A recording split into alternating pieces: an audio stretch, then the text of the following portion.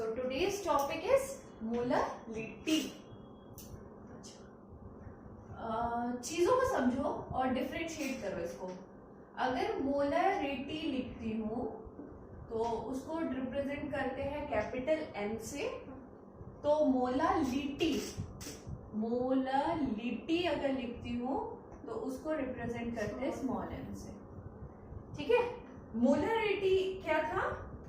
Number of moles of solute present in volume. अच्छा, present in 1 litre लिख सकते हो। ठीक है, 1 लीटर सॉल्यूशन में कितना मोल्स ऑफ सॉल्यूट प्रेजेंट है? तो मोलरिटी क्या होता है? This is number of moles of solute present in 1 kg solvent. Difference समझ में आया? ठीक है, number of moles of solute present in 1 litre solution, वहां पर number of moles of solute present in 1 kg solvent. तो यहां का फॉर्मूला हो जाता है N/V इन लीटर, और यहां का फॉर्मूला क्या हो जाएगा? N/M मास इन kg। क्लियर? ठीक है। अच्छा, अगर मैं बोल रही हूं molarity of HCl is 3 mole, aqueous solution में है, तो इसका मतलब क्या हो रहा है? बताओ उस फॉर्मूले के हिसाब से। 3 मोल HCl जो है वो प्रेजेंट है 1 kg वाटर में, वाटर या जो भी एक्वस सॉल्यूशन है ना। 3 मोल HCl present in 1 kg aqueous solution या जो भी वाटर जो भी प्रेजेंट है, ये मतलब हो रहा है। ठीक है, तो क्लियर हो रहा है मोलरिटी और मोलरिटी में डिफरेंस। फॉर्मूला नोट कर लो, आगे क्वेश्चन कराते हैं इस पे बेस्ड। चलो अब मोलरिटी पे क्वेश्चन किया जाए। एक क्वेश्चन मैं करूंगी, एक क्वेश्चन तुम लोग करोगे। ठीक है,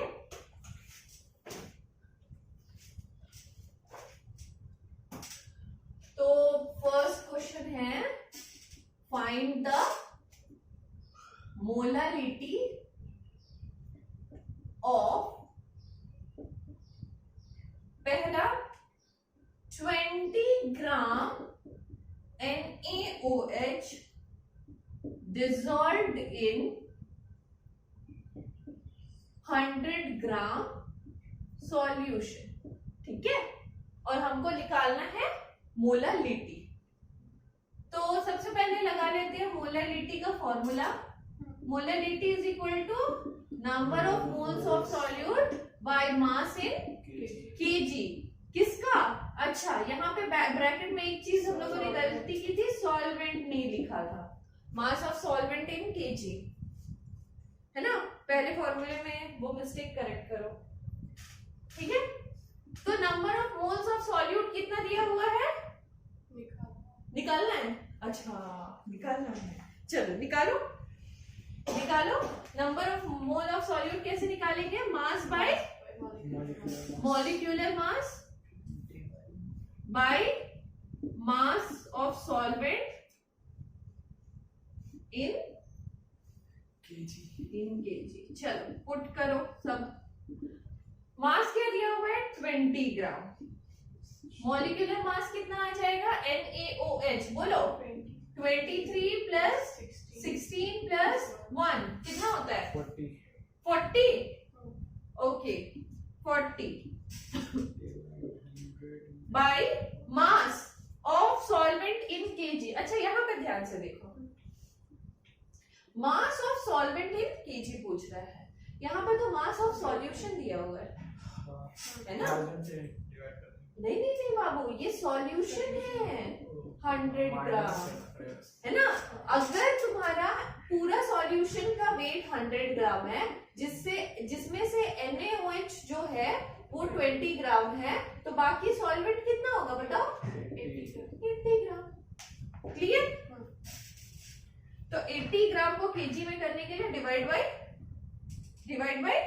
1000 केजी। ठीक है, काटो काटो काटो काटो काटो काटो, और यहाँ आ जाएगा 100 बाई 8 to the 16, जो आएगा वो आएगा भाई। 2 5 are 10, 2 the 16, 2 the 4, 2 the 10, 2 the 8, 25 by 4, तो ये आता है 2 5 मोलरिटी। ठीक है, या फिर ठीक, क्लियर है? पक्का? तो एक क्वेश्चन मैंने कर लिया, एक क्वेश्चन तुम लोग करोगे। चलो बिठा लेना।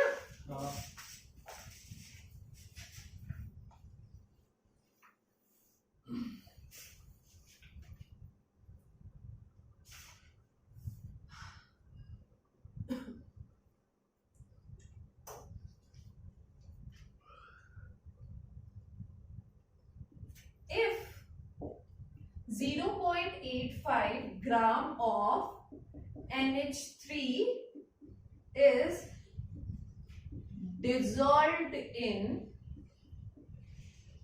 100 ml of solution, सबका यूनिट देखना और ध्यान से सॉल्व करना। Find the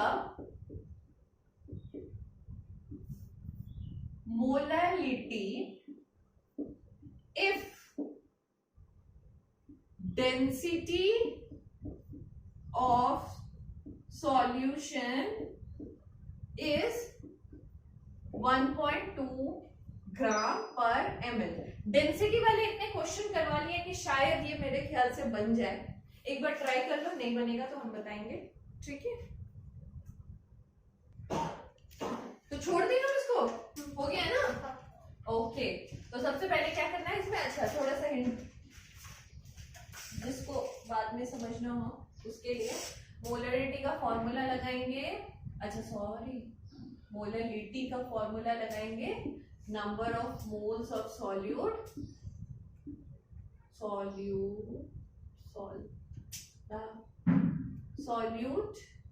by mass of solvent. नहीं लिखोगे गलत हो जाएगा, इन केजी।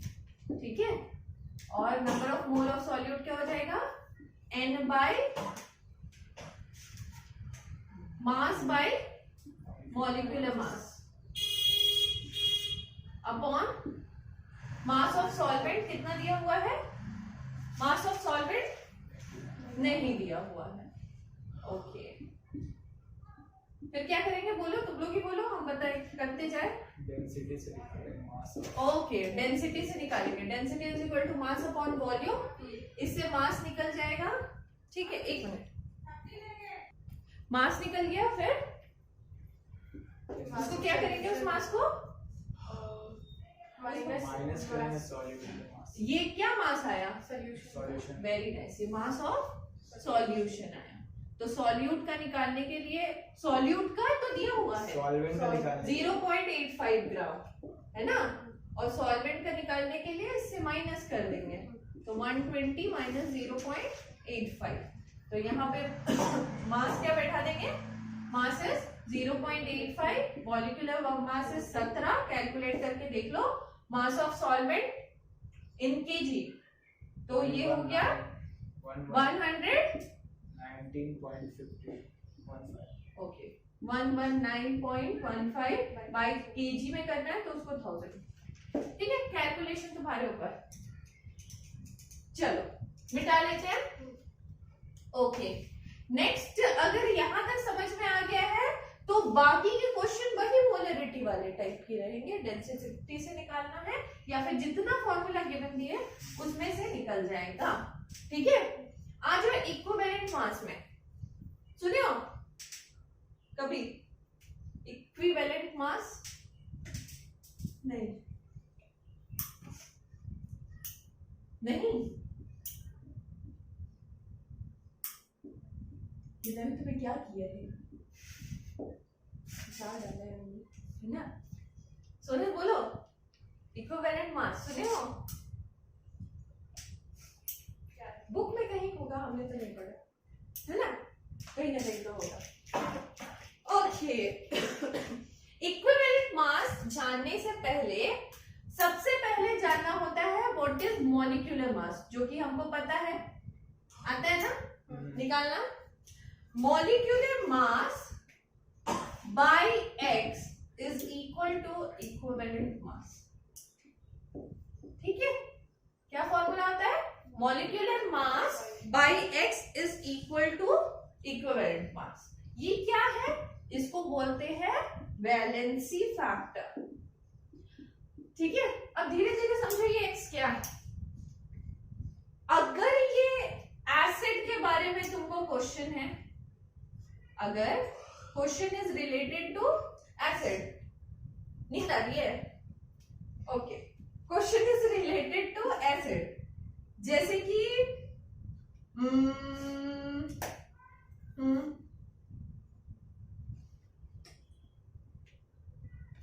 H2SO4 ले लो।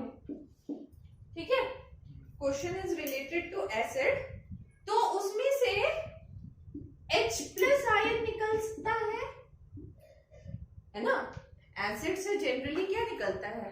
H प्लस आयन में डिसोशिएट होता है, तो H प्लस आयन कितना है, दैट इज वैलेंसी फैक्टर। जैसे H2SO4 में H प्लस आयन कितना निकलेगा बताओ तो? 2H प्लस निकलेगा।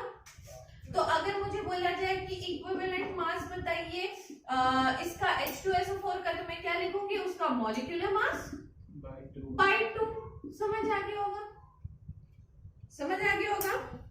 ओके, अगर मैं पूछूं HCl का बताइए, तो इसमें H प्लस कितना निकलता है? एक मॉलिक्यूलर मास है ना, तो इक्विवेलेंट मास क्या होगा? जो भी मॉलिक्यूलर मास होगा बाय 1। समझ में आ गया? For acid. ठीक है, मगर अब देखो H3PO4, H3PO3 और H3PO2, इसमें बताओ तो तीनों का इक्विवेलेंट मास।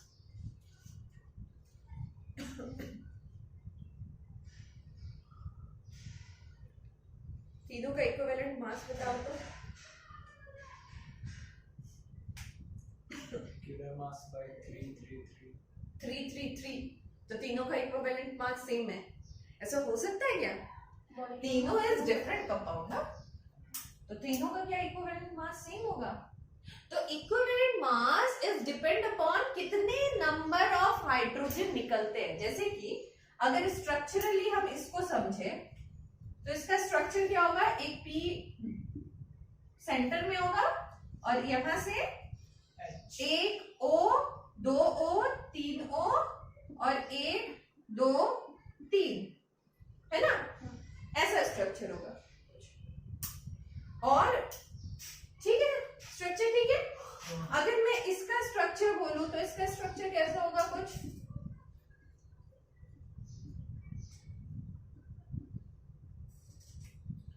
दो H3PO3 है ना, ऐसा होगा स्ट्रक्चर। समझ रहे हो? अगर मैं इसका स्ट्रक्चर बोलूं तो कैसा होगा बताओ?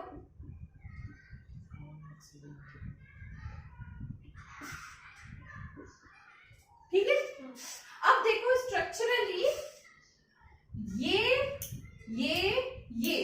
ये तीनों हाइड्रोजन ऑक्सीजन के साथ अटैच है। देखो यहाँ पे एक नेगेटिव, ये पॉजिटिव, ये नेगेटिव, ये पॉजिटिव, ये नेगेटिव, ये पॉजिटिव। अच्छा, P is less negative and ये जनरली इसको इलेक्ट्रोपॉजिटिव भी मानते हैं, पॉजिटिव होगा। अब बताओ इन दोनों का बॉन्ड टूटने में ज्यादा एनर्जी वेस्ट होगी कि इन दोनों का बॉन्ड टूटने में ज्यादा?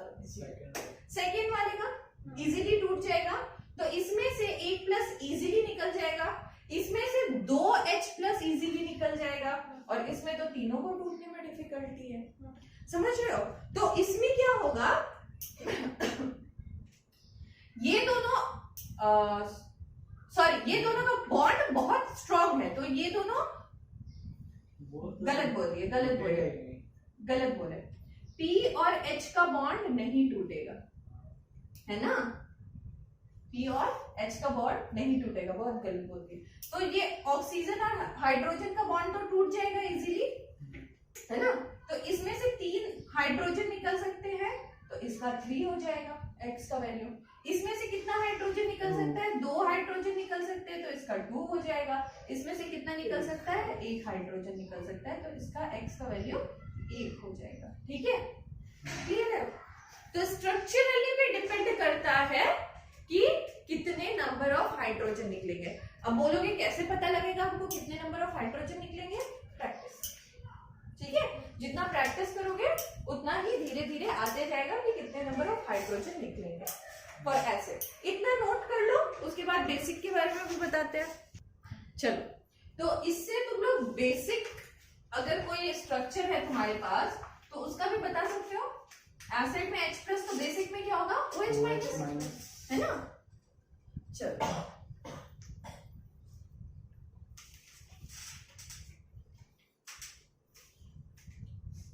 अगर कोई बेस है CaOH होल ट्वाइस, बताओ। 2OH-, यानी कि 2 रहेगा X का वैल्यू, OH-, है ना? तो इसका इक्विवेलेंट मास क्या हो जाएगा बताओ? जो भी मॉलिक्यूलर मास है निकालना आ जाएगा बाय 2। समझ रहे हो? ओके, इसमें बताओ AlOH होल 3 है ना? तो 3 मॉलिक्यूलर मास। क्लियर है ना? ओके, अगर सॉल्ट होगा तो सॉल्ट का केस थोड़ा सा डिफरेंट है। उसमें आपको करना पड़ता है कि X क्या है? Total positive charge on cation. Cation पे कितना पॉजिटिव चार्ज है? जैसे कि अगर मेरे पास स्ट्रक्चर है AlCl3, तो इसमें कैटायन कौन है? Al पे कितना पॉजिटिव चार्ज है? 3+, तो इसका X का वैल्यू आ जाएगा 3। समझ आया? ठीक है। MgSO4 बताओ, 2 Mg पे +2 रहता है, तो इसका X का वैल्यू हो गया 2। समझ आ गया होगा?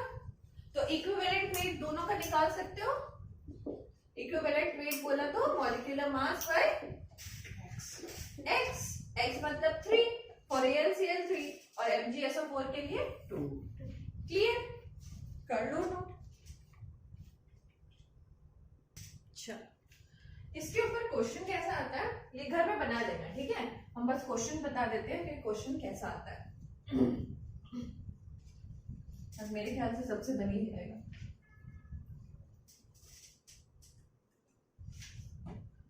ओके, क्वेश्चन आता है जैसे find equivalent weight of H2SO4, NaOH, Na2CO3, और इसमें बता देगा H = 1, S = 32, O = 16 और C = 12 और Na = 23। कर लोगे ना? हाँ। तो ऐसे ही क्वेश्चन। ओके, होमवर्क नोट कर लो, घर में करके आना। अच्छा, ये वाला तो इजीली हो गया। चलो एक और बताओ मेरे को, अगर तुमको ऐसा कुछ रिएक्शन दिया हुआ है H2SO4 plus NaOH less than 200 degree Celsius में ये बना NaHSO4 प्लस H2O, ठीक है? और क्वेश्चन में पूछा है इक्विवेलेंट वेट बताइए H2SO4 का। चलो ट्राई करो तो एक बार इसको। X क्या आया? 2। गलत। बताते हैं कैसे गलत। क्या होता है? Molecular weight by X।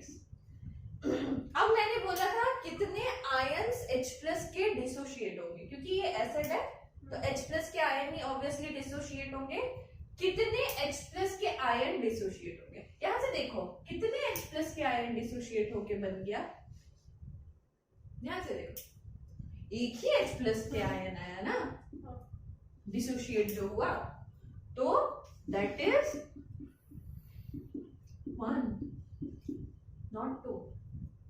जो कंपाउंड बना उसमें एक ही H+ का आयन डिसोशिएट हुआ दिख रहा है ना तुमको, है ना? और यहाँ तो H2O है, ये तो वाटर है। आयंस कितने हैं वहां पे H+ के? ठीक है, तो क्वेश्चन इस तरह से घुमा के भी दे सकता है। ठीक है, ओके बिठा ले। ठीक है,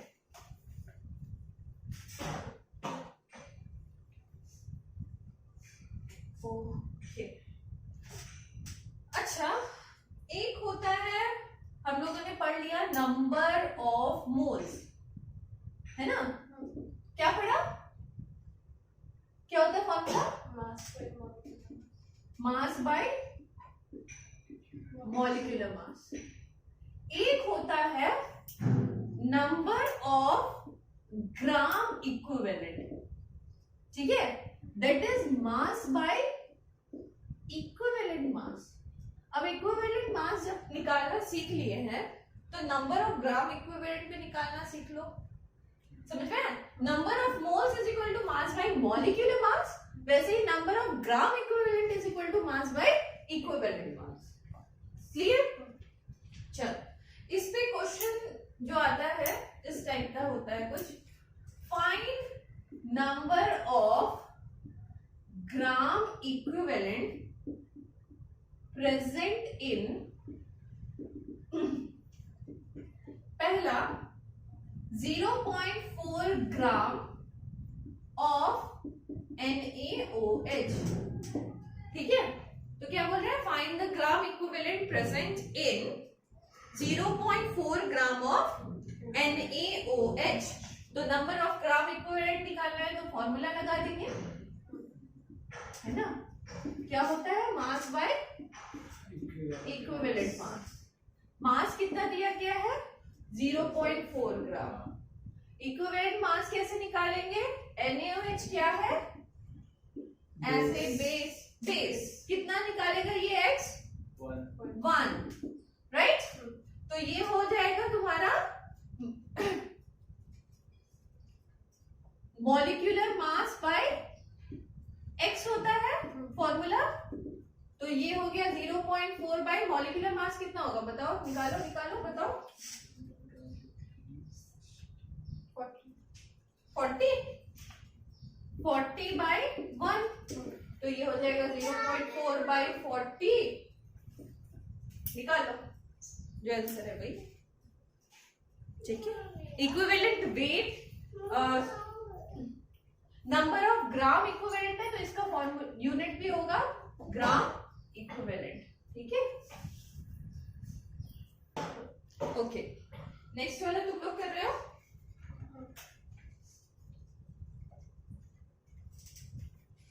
Now find the number of gram equivalent present in 0.98 gram of H2SO4। जल्दी से 1 सेकंड का टाइम लेंगे, हो जाएगा। 1 सेकंड का टाइम कैसे होगा? 1 मिनट दे दीजिए, है ना?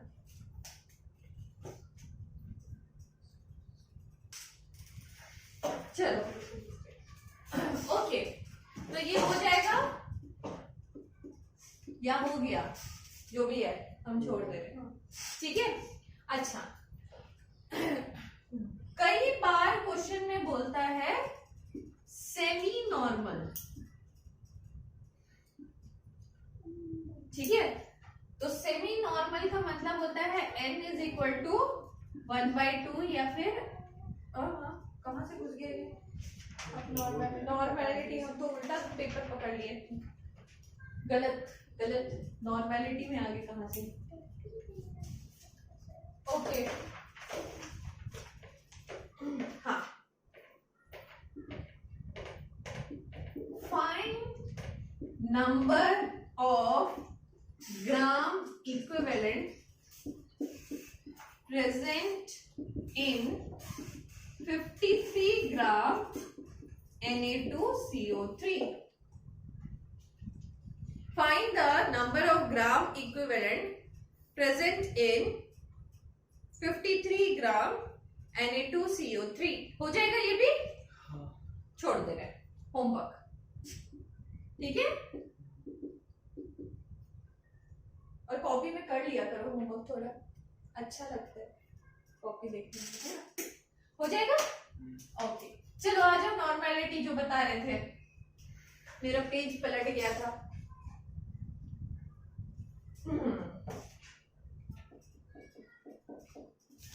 Normality,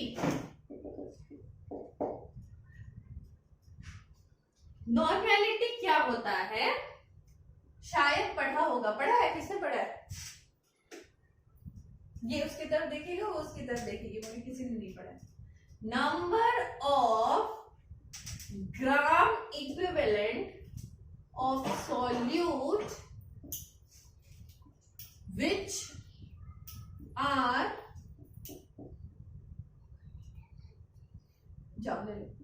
present in 1 litre of solution. समझ से आया?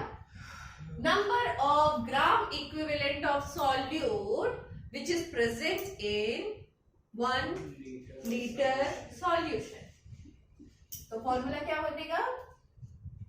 Number of gram equivalent of solute by volume of solution in liter. ठीक है। यूनिट क्या होगा बोलो? यूनिट होगा gram equivalent by litre, clear?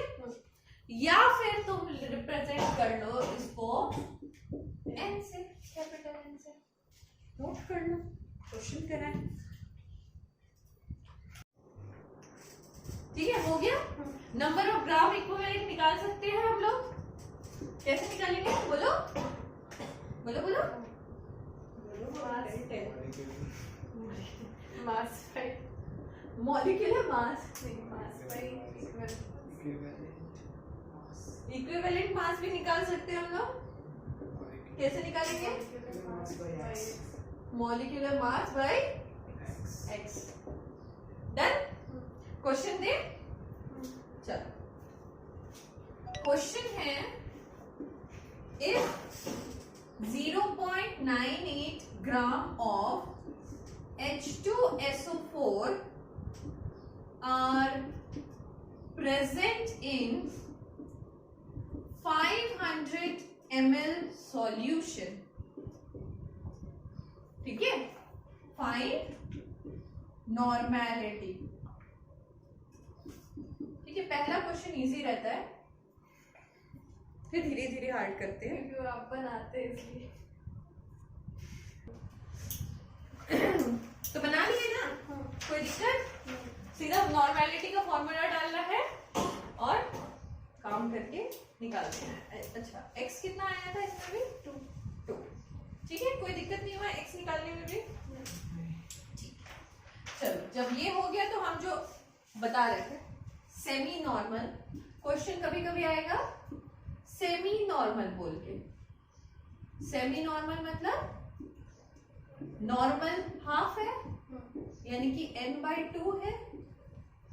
कभी बोलेगा बाई नॉर्मल, बाई नॉर्मल मतलब n = 2 है। N2 है। ठीक है, कभी बोलेगा सेंटी नॉर्मल, सेंटी नॉर्मल मतलब n/100 या 1/100 भी बोल सकते हो जिसको बोले डेसी नॉर्मल मतलब नॉर्मल जो है वो 10 है, 1/10 है, तो n/10 है। क्लियर? अगर ऐसा क्वेश्चन दे तो नोट कर लो, वेरी इंपॉर्टेंट क्वेश्चन में बोल देगा। चलो इसके बाद इस पे क्वेश्चन भी बता दे।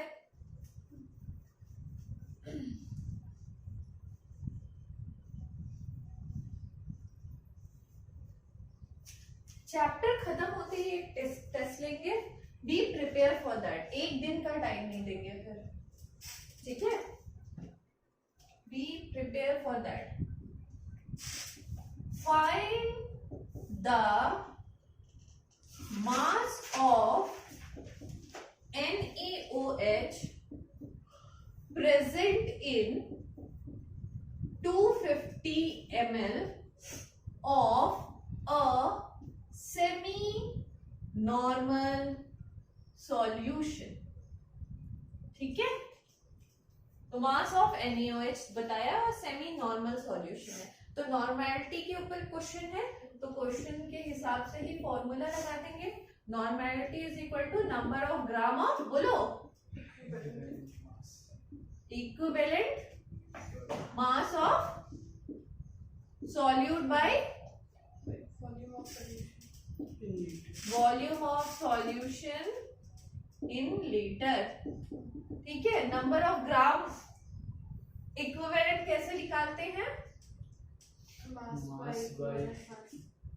Equivalent mass by volume of solution in litre. ठीक है, यहाँ पे नॉर्मैलिटी भी दे दी गई है, सेमी नॉर्मल है ना? सेमी नॉर्मल है ना? ठीक है, अब निकालना है हमको मास, बाकी सब तो प्रोवाइडेड है ही। इक्विवेलेंट मास भी निकल जाएगा यहाँ से। इक्विवेलेंट मास क्या होता है? Molecular mass by x. Molecular mass कितना हो जाएगा बताओ जल्दी से? ये हो गया 23 प्लस 16 प्लस 1 40, और x क्या हो जाएगा? NaOH से एक ही OH निकलेगा तो 1, तो यानी कि 40 ग्राम है ना?